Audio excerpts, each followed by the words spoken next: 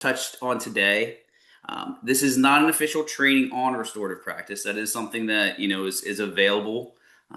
The International Institute for Restorative Practices is a great operation to do so. And like I said, and we'll say again at the end, you're welcome to reach out to me. I'll share my contact information in the chat at the end.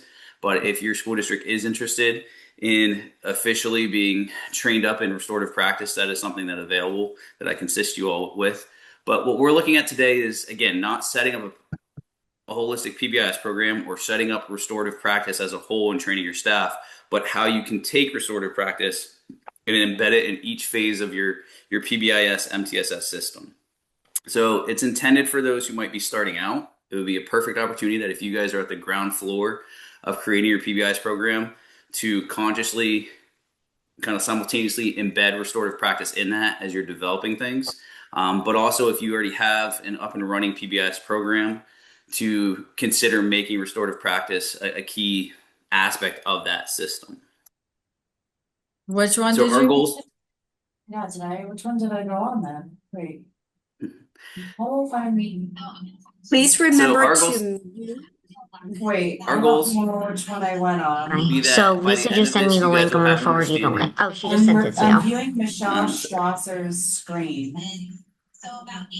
I don't know whose screen I'm. Briar and Stephanie, can you mute, please? Thank you. So attendees will have an understanding of the purpose and process for implementing these practices in their school PBIS systems, and that you'll be able to recognize how to utilize these both proactively and reactively. And we'll talk about that from an academic sense and even a behavioral sense. And that you'll be able to evaluate your existing PBIS, MTSS behavior programs and how restorative practices might fit into that accordingly. So as I mentioned a second ago, this is not an official training on restorative practice, but it is focused on embedding restorative practice as a key element of your existing PBIS system. So I mentioned a minute ago about the International Institute for Restorative Practice. We'll be using a lot of the foundation from their practice handbook. So if you guys are interested in that, I've included the link where you can purchase this among their other restorative practices, handbooks, and guides for different aspects of your school system. So let's kick it off. I have a Menti QR code there. We're going to look at slides 1 through 4. And if you could scan that. I'll give you another minute here, sorry, before I click over. Either click on the hyperlink or scan the QR code. So you're taking some kickoff questions here. Get everybody talking and comfortable. How do I do that?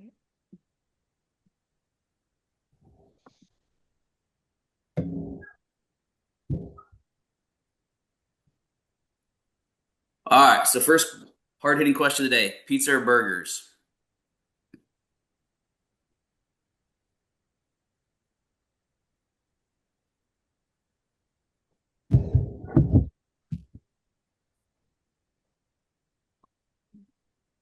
We'll go for a target about 20 seconds here for responses. Please make sure you hit submit at the end, and that will then trigger our Menti screen here to see what we got. I think we have about 100 participants with us, so we're about halfway there.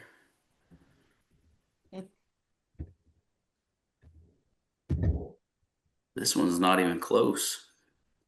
Pizza by a big margin here.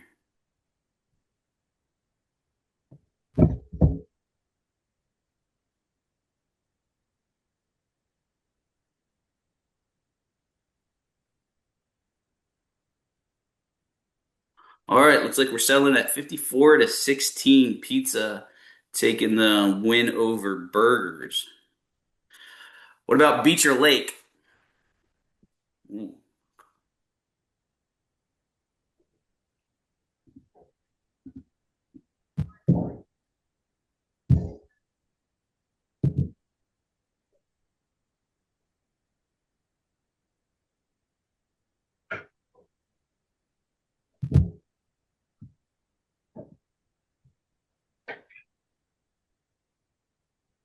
There we go. Another one. Got pretty similar minded people in here. So beach, dominating lake. How about this question? Would you rather have Bill Nye, the science guy, as your science teacher or Bob Ross as your art teacher?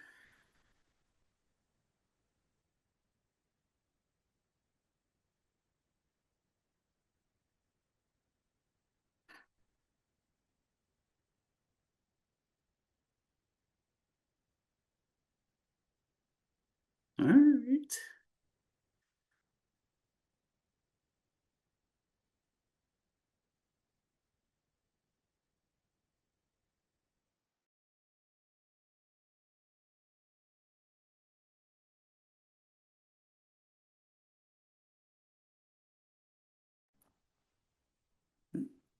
Can you guys hear me okay? So, 53 to 30, we're going to do one more here. And this one, you're just going to type in your answer. When you think about PBIS systems, school-wide positive behavior, intervention supports, what comes to mind? 1 to 3 words.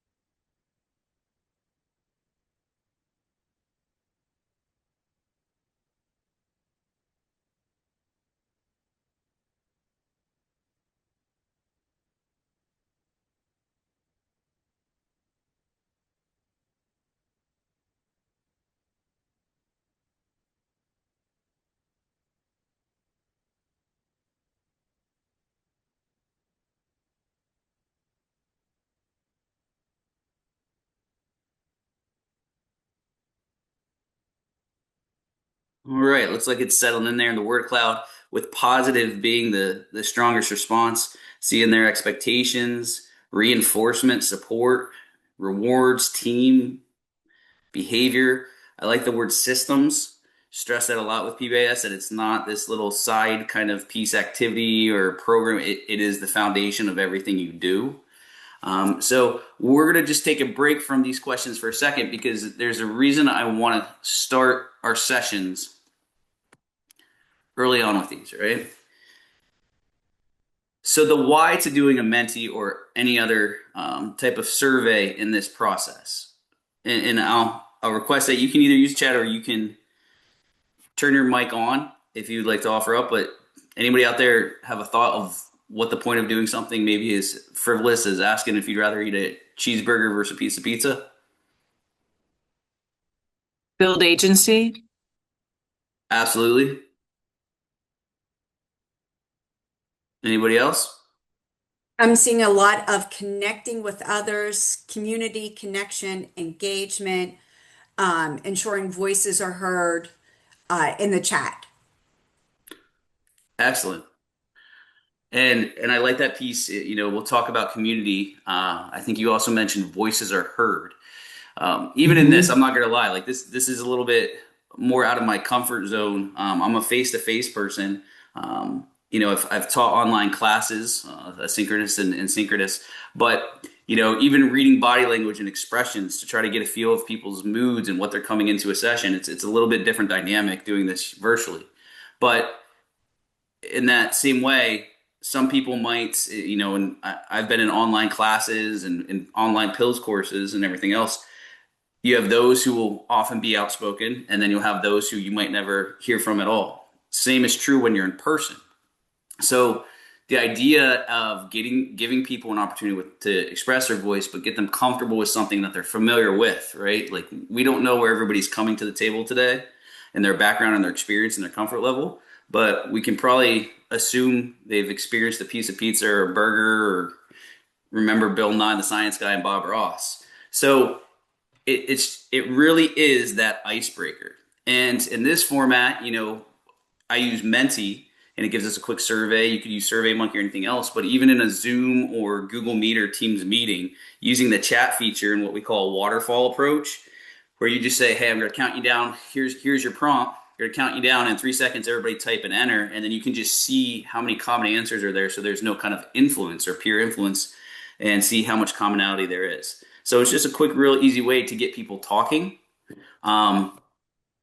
so that we can then move on to maybe some deeper things. It probably wasn't a hard hitting question to ask you what you think of or associate with PBIS, but to get that foundation there of just common practice of speaking is important in restorative practice before you then get to those deeper conversations. So as we do this, one of the big pieces of advice is that you yourself, if you're gonna lead a circle, a restorative practice circle or dialogue, that you model this. So whether it's with students, staff, some type of combination of those, start by self-reflecting and responding to a prompt individually. You can use yourself as an example. I'm sure a lot of you, since we're in education, you probably already do this, where you might start with an I statement, or you might give an example of how a situation has applied to you, or how maybe the content of your instruction has applied to you in real life, or a friend or family member. And then that opens up the door for kids to start to relate and staff to start to relate. In a small group setting, you can model this by allowing groups of students to pair share, to get in triads. So much of this is common community practice for just getting people to open up, to start to get to a comfort level where then they share out more and more. So testing the waters and kind of dipping their toe with just a partner next to them, or in triads or small groups before they then share out of the group, might give them that confidence and reinforcement. They're like, all right, well, this played well with my two partners. Now I'm definitely more comfortable speaking out in front of 15, 20, 50, 100 people. In a whole group situation, then you can certainly take volunteers or run a quick share circle. And that's just going to be, as we talk about later, this really is, I have a picture of a campfire there. This is campfire approach. That when we say circles, a lot of times you're using an actual physical circle environmental setup, and you go around clockwise, counterclockwise, and have everybody just quick hit share their answers. Even in a group of this size, we could probably go around and have everybody just rattle off pizza, burger, pizza, beach, lake. And it would give everybody a chance and everybody a voice at that circle before then we could up the ante a little bit and ask another question. How many of you have experienced anxiety in the course of the day? How many of you have been bullied while at school? How many of you have had challenges with academics? So we start with these, and we literally break the ice for the group. And we do that by first using ourselves as a model and example to show it's kind of safe, that we're willing to maybe be a little bit vulnerable, and set the stage for everybody else to replicate. So if you are using circles, and now we're talking about academic, absolutely, but a lot of times restorative practices kick in to some type of dynamic, which probably brings into relationships or behavior. So it is advised that you're going to start all your circles with some type of icebreaker to get everybody at the table talking and comfortable, and kind of let down their walls and barriers a little bit. So go-arounds are those sequential clockwise, counterclockwise that I just mentioned, where you might start with yourself at 12 o'clock and then to the person to your left, keep going. I don't want to get too much into the restorative operations itself, but there is what we call a speaking piece, just like around the campfire, the old talking stick, that if you didn't want to go in a sequential go around, you could do it where you could kind of pass it through volunteers, or you guys probably do this in the classroom with maybe a review game where they pass the ball or toss it across the room and the next person gives an answer. Maybe you guys play I have, who has, with vocabulary definitions and reviewing things like that. These circles work in a similar way, where we're trying to get as many people involved. You could also use that language of like, hey, for this question, we have a target of 5. Let's hear from 5 people, so that you keep the process moving along. So as what was literally stated in the chat, so I'm excited to hear that from Julie, icebreakers promote inclusion relationships. In essence, it's community.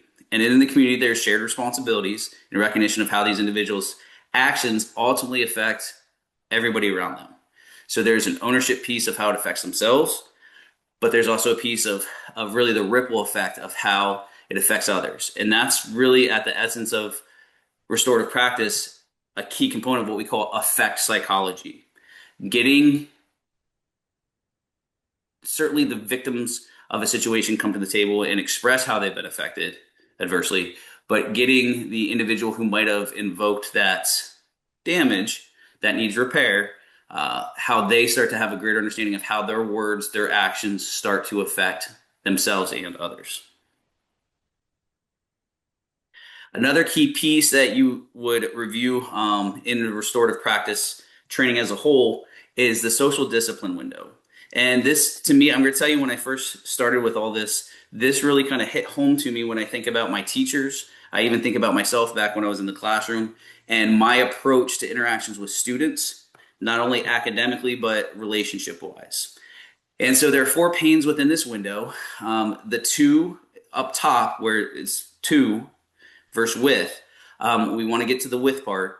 The 2 is punitive. It's the idea that you are directing somebody and that you're talking at them, that you're expecting some type of compulsory or compliance. Where the with is the idea that we're together in this. To an extent, quite possibly as detrimental, could be the neglectful, the idea that there's not even any type of dialogue or support system in the not pane, and even the same thing for permissive. So I talk a lot with my teachers as well with their classroom management of the difference between, permissive parenting versus authoritarian parenting. And in psychology, we say we want to get to authoritative piece, where there is a mutual respect among the students and staff for each other, because they recognize that they're in a classroom together, they're working towards a common goal, and that they're there to support each other. And that's where you get to a point where people are more likely to take risks, speak up, ask questions, and recognize that sometimes failure is a necessary part of moving forward. Not just failure on a test question, but failure in a dynamic between peers, or even between teacher and student, teacher and teacher. And then we probably could benefit a lot of this when we get into the idea of staff and parenting, of dealing with parents. So when we talk about the with restorative pain, we're really getting back to that affect psychology, where they realize that a student's decisions from our angle here, or even staff's decisions, don't strictly start and stop with them. That it can have an effect on all of us in the classroom, in the building, in the greater community. So the next step in our discussion today is to talk about the purpose and process for implementing this in your school PBIS system. Oops, sorry. So I am going to ask that you go back to the Menti slides, and we're going to pick up on slide 5. And the biggest question of the day is whether or not a hot dog is a sandwich.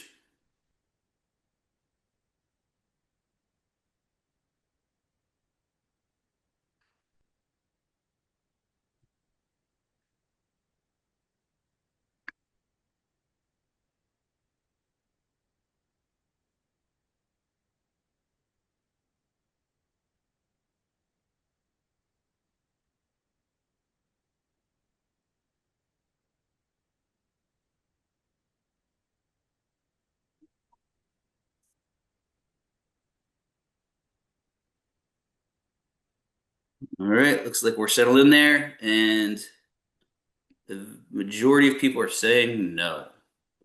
And we're not going to get into this hard-hitting question right now, but even within a circle, you have an expectation, right, that there's some type of boundaries and parameters to your circle. You don't want this thing to go for 18 hours. But to further enhance the icebreaker, you could trigger into a discussion, right? Get it on to almost a Harkness or Socratic process, which I'll follow up on later. But in this case, we could break down, what is the definition of a hot dog? Why are we constituting certain things? What constitutes a sandwich, and why does a hot dog not meet that? And same thing with the pizza and the beach question and the Bob Ross question. So I'll give you an example here of a circle that my counselor and I did a little bit ago, where we had, I believe it was 9 individuals, students, tied up in kind of like a recurring conflict, and explain the process and operation. And the question I started with, what's the best ice cream flavor? And went around the table, and then followed up with, all right, well, everybody has a favorite ice cream flavor. Where's the best place to get ice cream around here? And that kind of opened it up, that in a playful way, they started kind of, competing and not dissing each other, but challenging each other like, oh my goodness, how do you think that's the best ice cream? This is the best ice cream around. So my counselor and I started things off by using ourselves as models and then opening it up. Frivolous question, you could throw in here, is Die Hard a Christmas movie? And so on. But it opens the door to then get to deeper questions. So for you all, our next tier of questioning would be, in one word, describe what discipline means.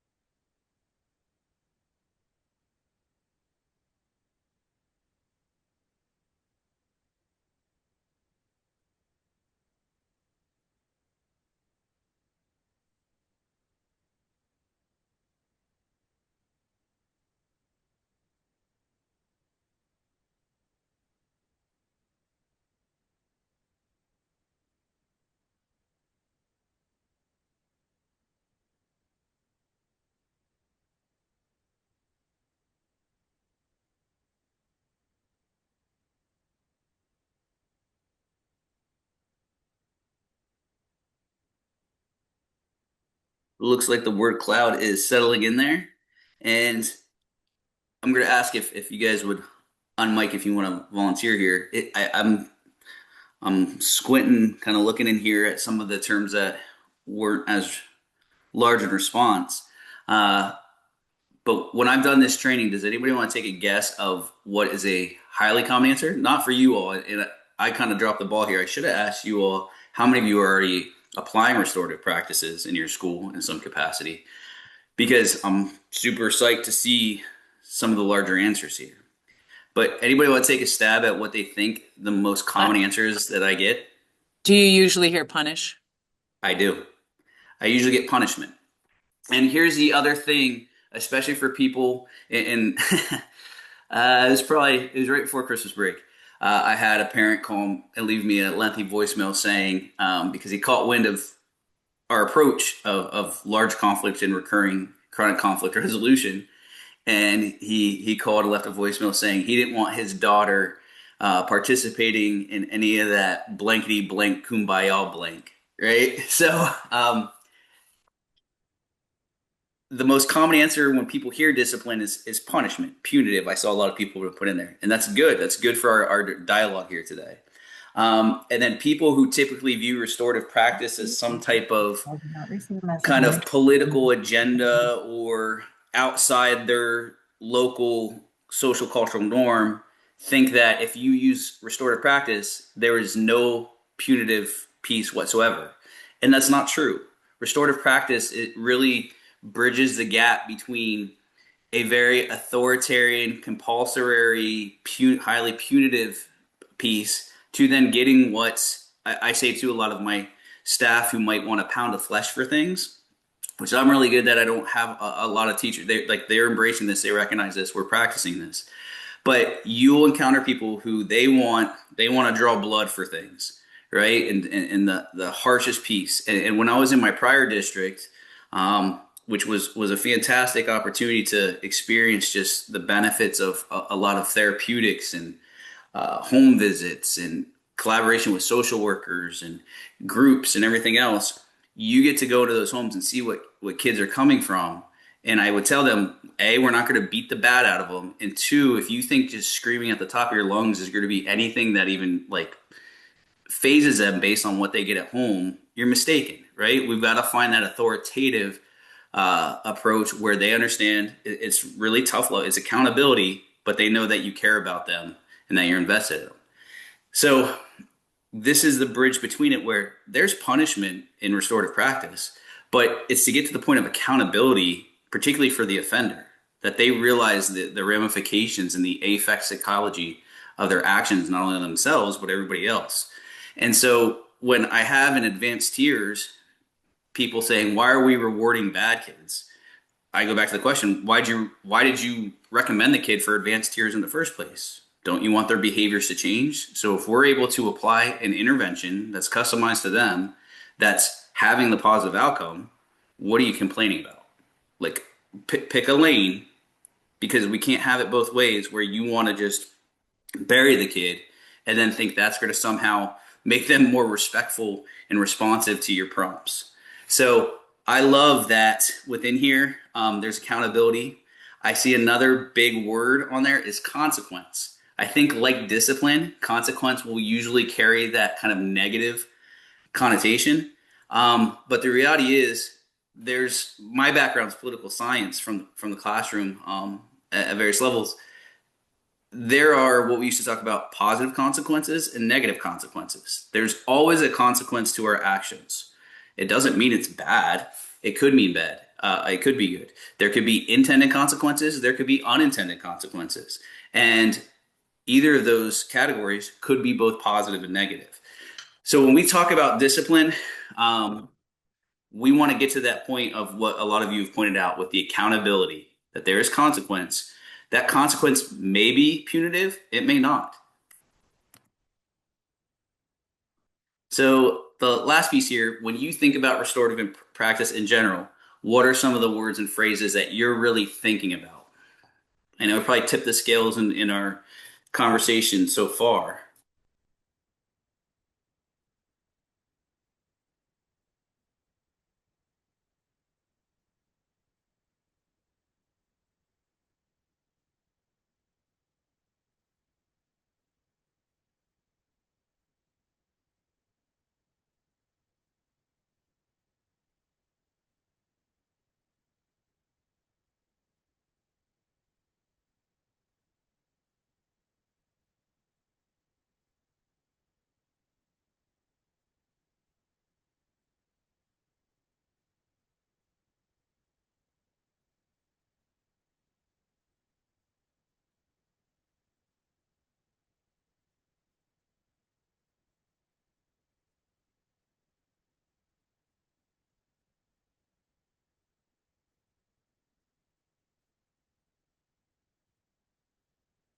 All right, looks like it's starting to settle in there. Tell you what, Julie, we got some pros in here. I like it. As I mentioned, I'm an administrator at Warrior Run School District, WR. So we've embraced we are, and our R's are all of our positive um, behaviors and expectations for our students and staff. So I like a lot of these R's. I'm seeing repair, reflect, repairing, respect, rejoin. We could keep going, renew, um, relationship, all those things. Absolutely. It's our attempt to get things back to a previous point to the best that we can. Sometimes there's loss that we cannot get back to that original point, but trying to get back to it to the closest point that we can is our goal.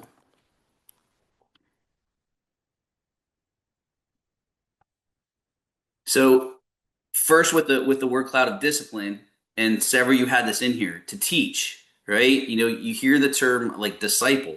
A disciple is a follower of a teacher, a student of some type of teaching. So if we're going to discipline somebody, and I have this conversation with students and parents constantly, it is to teach the right way. And part of our approach is trying to figure out what is the best way to teach them this. Is it the carrot? Is it the stick? Is it some combination of those two, which it probably is. But doing the same thing over and over again. It's, after school detention after school detention, and in school suspension after in school suspension, and taking this away or that away constantly is not necessarily going to, again, beat the bad out of somebody.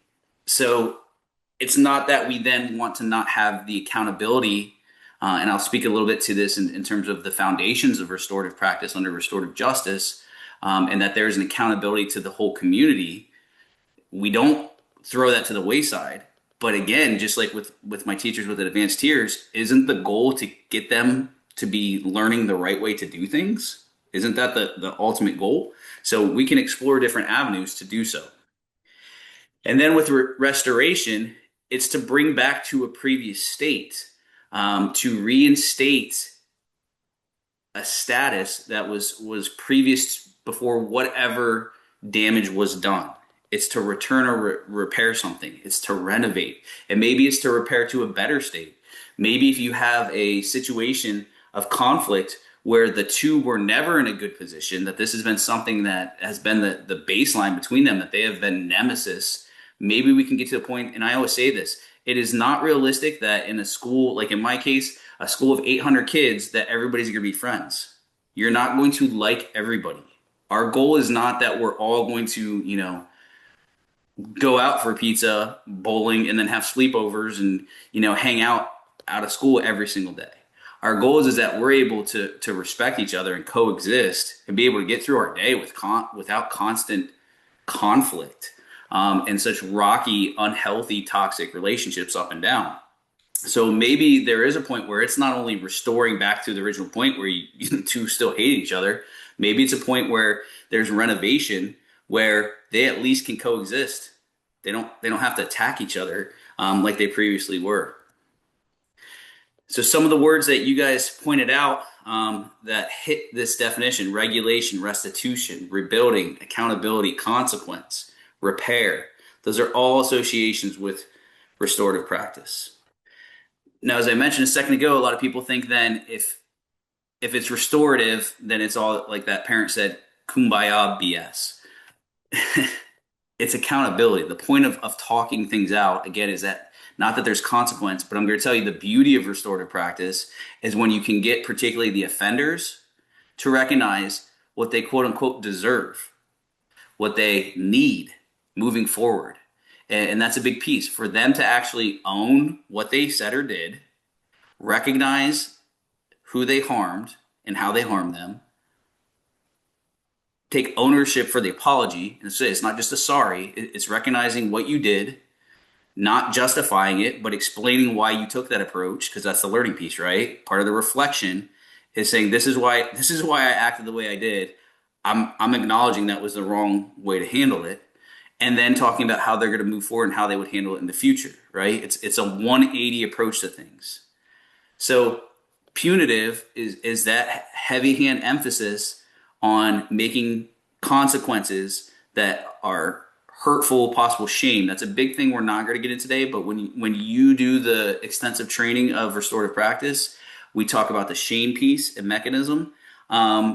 And how a lot of people will likely respond to that in a defensive way, right? We talk about our defense mechanisms, how a lot of the punitive piece will kick in those defense mechanisms, where restorative is really, I don't know if you guys remember the old folklore of the challenge between, I think it was the sun and the wind, to get the hiker's cloak off of him. And the wind thought he was just going to blow it off of him. And it made the hiker clench to it even tighter because he was freezing and going against the harsh elements. And then the sun just gently, slowly warmed him up, and he got hot and took it off. So that's really kind of the philosophy behind this. Are we going to just put so much extreme pressure that we think we're going to wear somebody down and rip it off of them? Or are we going to take an approach that embraces them and gradually gets them trained up to a point where they themselves are going to willingly take down those barriers? So the goal of a restorative approach is to practice the belief that decisions are best made and conflicts are best resolved by those most directly involved in them. It seeks to develop good relationships and restore a sense of community in a divisive world. And again, this is coming from IIRP. So effective statements, just like we learned about I statements, and effective questions help build these, which going back to, and I don't know how many of you have looked into, my goodness, sorry, I'm having a brain block here. Some of the books, the Boy Who's Raised as a Dog, and What Happened to You. But getting into the idea of like trauma informed and the idea of neurosequential models and cognitive approaches in education. That's what I was searching for in my brain here. That it really gets into that approach, not that everybody's a victim, but that everybody probably experiences those ACEs. and some types of, and get to the idea of like what got you to this point of behavior, not what's wrong with you, what's your problem, right? Or getting right into why'd you do this, but getting to a point of like what would lead you to have a thought process that this is the appropriate way to handle these situations. That's the pivot. That's the effective statements. And one of the things that has been the most beneficial to me, I did it as a teacher, but especially as an administrator, since a big part of my job is discipline, are bringing kids together, right? Like I'll start, my DITA students and I will start with, individual students and getting statements and gathering evidence and so forth and so on. But it almost always ends with them all together. And even to the point when I said, I think I was lied to more in my first 2 weeks as an assistant principal years ago than I had been lied in all my years on earth. But getting to the point where, all right, so you're telling me that it can't be both ways. You're telling me you didn't say this right to this person's face. And when you get them together, it's amazing how things break down. We just had a very successful one with 5 young men the other day, where it started with dishonesty and it ended with accountability and apologizing, and taking ownership for it. And the kids determined the consequence in that case. Now, don't mistake what I just said to say we always let kids just, steer the ship.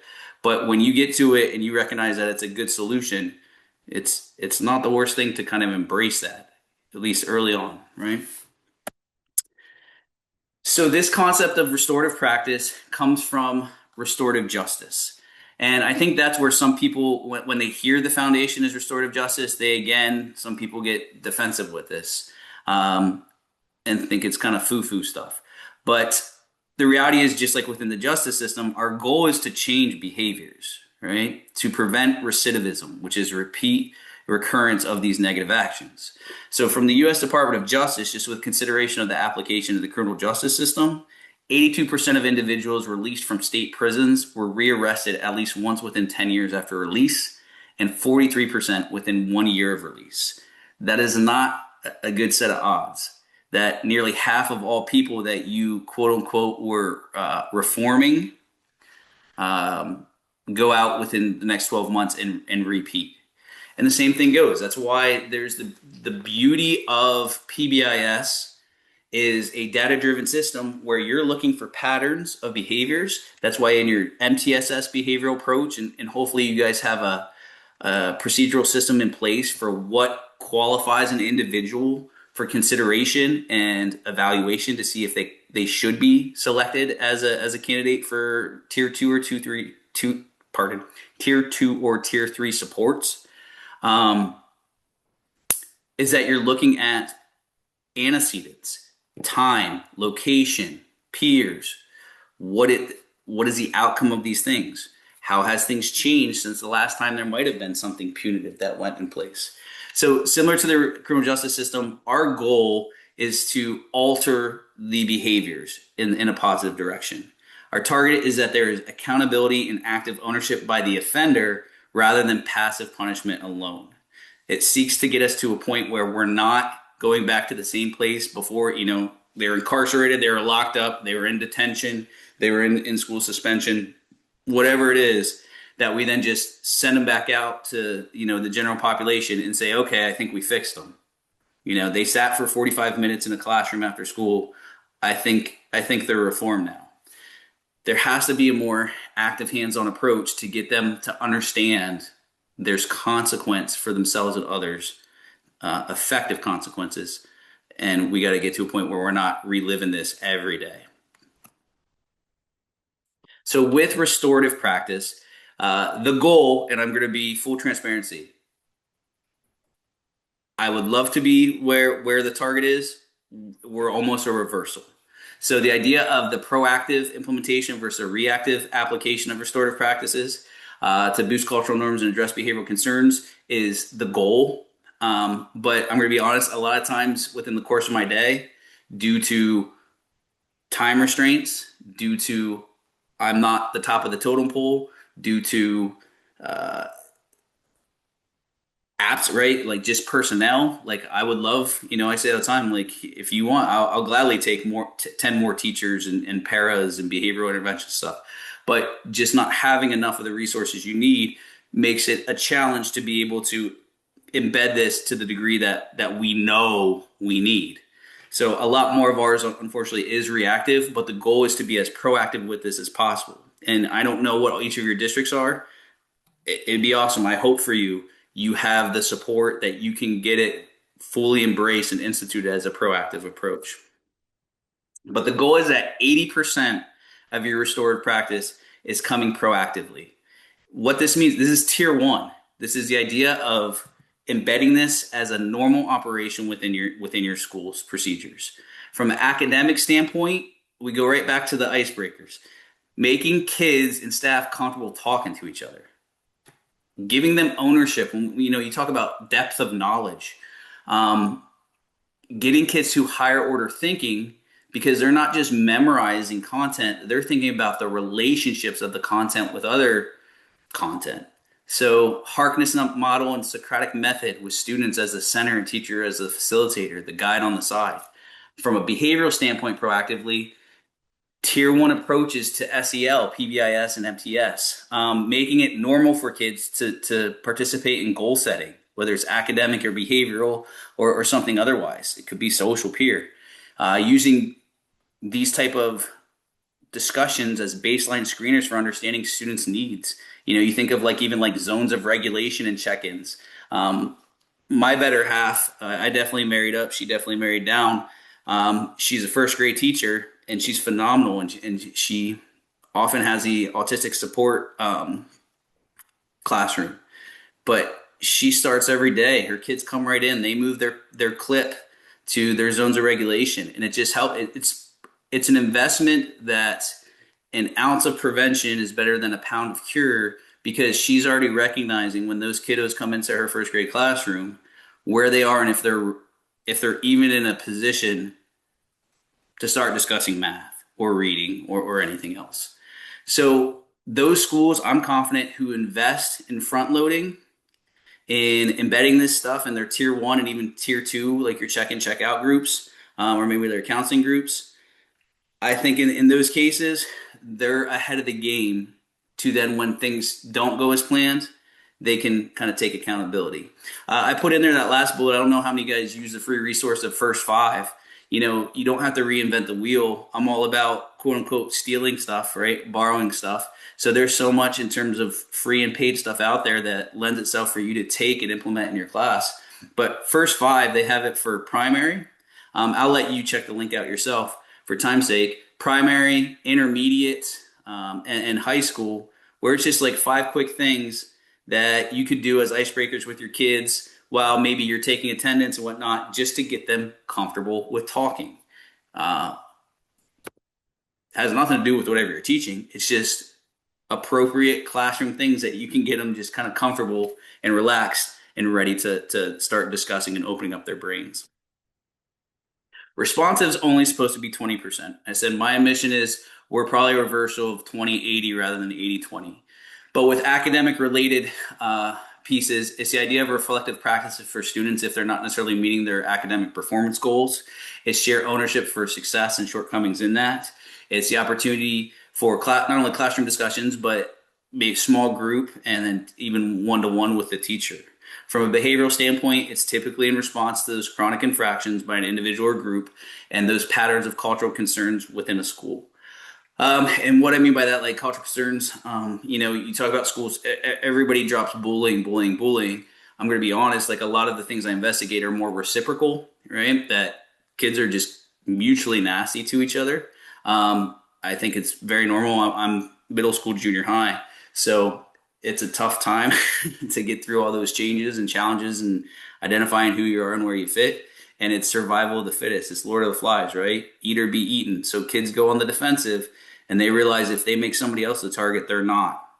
And I'm going to tell you, those restorative sessions are some of the most effective with these kids. When they break down, they recognize that they're just trying to survive each day.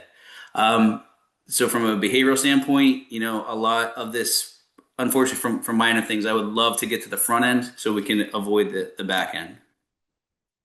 So the final thing I wanted to speak with you about is how would you actually implement this? What does this look like at each stage, each tier of your PBIS system? Because we want to incorporate this like I said, if some of you are just starting out PBIS in general, this is a perfect time if you guys are on board as a system to sync them, right? Like put them in step with each other and make restorative, reflective practice a piece of it. Like it's nothing new to say, hey, while you're sitting at lunch attention, fill out a think sheet. But it really is the depth of that think sheet, that reflection piece, and then the fact that there's accountability. They're not just putting it in the paper tray at the end because they did it as compulsory, so it's a punishment. But it's the idea they know they're going to follow up, and somebody's going to basically assess the depth of their reflection. So for establishing a culture, obviously you want to teach your students your PBIS matrix, and that's your acronyms. For us, we have moved to what are called the 3 Rs. The defenders are our mascot identity are the defenders. So we say defenders are, and we shortened it. We decided less is more, and we have 3 attributes that we think cover everything. Defenders are respectful, defenders are responsible, and defenders are ready. They're prepared. And so they know that. We embed it, aligning language and expectations with discipline. So also within our discipline matrix, reflection and restorative practice are part of those consequences for a tier 1, tier 2, and tier 3 infraction, for a first, second, third tier 1 infraction, first, second, third, tier 2 infraction, and so on. So we make sure we're aligning the language and the expectations that when something doesn't go as planned, there is the expectation that there's going to be reflection, and it's going to be part of their discipline of learning the right way. We model that reflection, and we conduct goal meetings with students. So 3 times a year at the beginning of the year, right before our fall conferences, which are close to Thanksgiving, and then our spring conferences, close to spring break, we have goal meetings. And we keep those and pass them on to the next grade level of students setting their own goals and then monitoring how they're tracking and where they are in pace of meeting those goals. The idea of speaking in one common voice to acknowledge students for demonstrating their PBIS expectations. So it's not just like, the generic, hey, good job on that, whatever. We, within our merit system, we have a variety of recognition systems that we've embedded.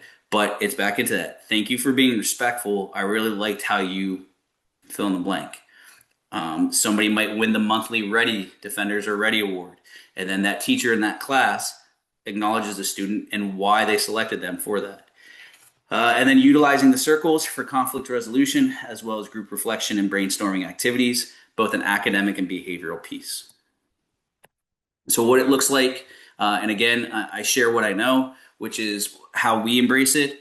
Within our tier 1, we have one-on-one goal meetings during our PLT time. We are fortunate within our schedule that our 0 period and our 9th period are within homerooms, and it's PLT time, but we take a week 3 times a year for students to develop their goals and meet with their PLT teachers to go over that. Having your tier 1 universal SEL programs, starting off your morning or the beginning of each class with some type of check-in or icebreaker like the first 5. Embracing reflective discipline practice as a common tier 1 for all students who might have infractions to your discipline matrix.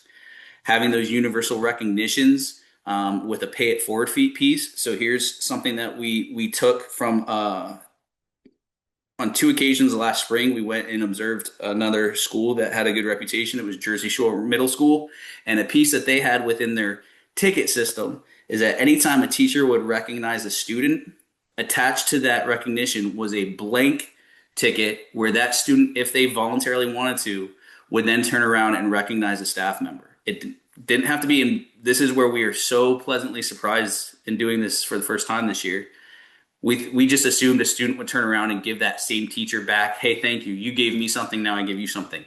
Students are doing a phenomenal job in recognizing staff members, from custodians to secretaries to nurses to teachers to paras, and recognizing how they're thankful for them and what they're doing. It's been probably my favorite thing. And like I said, we didn't come up with that. We took that from a neighboring school who willingly let us come and observe and meet with them and collaborate, and it's been awesome. Certainly having the accountability measures for reactive and responsive circles and reentry mediations. So I go back to, you can't mandate it, but if you have an out-of-school suspension, something of making part of your culture, or if a kid goes to AEDY or something like that, a reentry meeting and having that goal and reflection piece within it. Tier twos, build reflections into the accountability piece with your check in, check out, or your check or connect, or whatever tier two avenues you're attempting. Using the circle approach for groups. I don't know, again, within your respective schools, how much you're able to do this. I've been fortunate that I've had phenomenal counselors at both of my districts, and they've both done a great job proactively setting up groups. Their peer groups. In my previous district, we had groups for incarcerated students with incarcerated parents, students who had lost parents. We had a group of students who had anxiety. We called it warriors. And so it was cool because that ownership was like just recognizing their challenges, but that they were going to come with coping mechanisms to work through them. We have peer groups. We have social groups in my current one for kids who have challenges. You think of the buddy bench. We have basically the group version of that to help kids with positive peer interactions. When you get to the idea of your support time, shift students to initiating and prompting their PLT times and supports academically. Our whole goal at the middle school level is a transition to really get students for self-advocacy, for taking on personal responsibility, for owning their learning and owning their actions. So opening up that time for us, 0 period, 9th period, for them to be proactive in both of those pieces. Just did it yesterday that during 9th period, the idea for a student that they had to be proactive and go to their teacher to own and apologize for what they did in disrupting the class. So it is nice to have that flexibility within our schedule for kids to do that. And then tier 3, the idea of implementing therapeutic, reflective, and restorative practices within your counseling and intervention sessions. I know in this day and age, from my own experience, we have in-house stuff, but we also contract a lot. We have web-based counseling. We have people come in. Former district had Friendship House, in-house behavior interventionists that we were embedding at the tier 3 level. A lot of this really individualized restorative and reflective practice piece. And then even within your 504 and IEPs of emphasizing a student ownership piece within those goals. So that's just a breakdown of how we've been doing it. Like I said, every district's unique. Your support level of how much you can embrace this, embed this is unique. But I personally get excited when I see this. And because at the end of the day, if you're questioning how is this successful, I'm going to jump ahead here. You'll know this is successful when your students and staff are asking for it. And, I'm not lying at all when I can tell you so far since we've embraced this, we have had students, a lot of times it might be, we call them in the counseling office. Even the example where I said I think it was 8 or 9 people in conflict and we sat around and started with the discussion of ice cream. One of the students said, we should do this more often. And I said, well, in what way do you mean that? He's like, I think not just when there's conflict. He's like, I think the entire school should do these once a week. So that was, I was like, are you messing with me? Are you just trying to kiss up to me or whatever? And he was sincere. If you can get to that point, that's awesome, right? I don't know if you're always going to get to that point. And I'm going to tell you that was one student. I don't have 800 kids saying we want to do circles. But when we get to that percent where we're doing a lot of conflict resolution, we are at the point where kids are requesting that they be able to sit down and they'll say, we ask them, what do you think? What do you think the next step is? They say, I really think we need to sit down. I need to apologize. Or even from a victim standpoint, I want to look them in the eye and I want to, and it's not yelling. You lay the ground rules down. You don't let them hijack that. You set the parameters and it's awesome when they respond. So I'm going to jump back to this previous slide just for you all to reflect of how this might work into your own classrooms, buildings, district, community as a whole. But other than that's what I have for you today. I'm super happy to follow up with any questions. I'm going to put